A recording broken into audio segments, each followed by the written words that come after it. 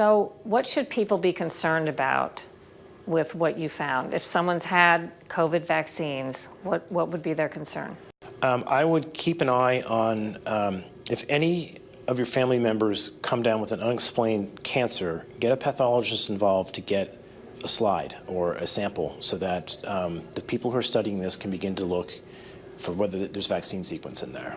So we have a person who had 4 Pfizer vaccines, and then a year after that came down with a colon cancer, and there were 3 biopsies taken, 2 before death and 1 after. The person died of this diagnosis within 30 days.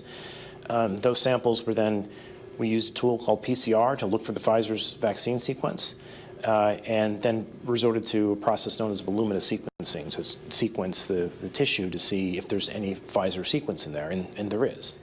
And shockingly, there's a lot of it, and that was not expected.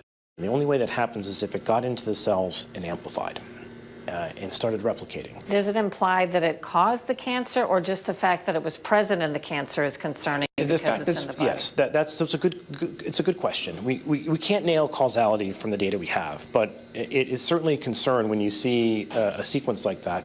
So there are mechanisms where this could be playing a role in cancer. So the reason we'd like to get this message out is that I think too many of these tumor biopsies are getting thrown away and the evidence is disappearing. And it's important for folks going through that process to try to retain the biopsies if they can so that we can go back and see if this is in fact the case.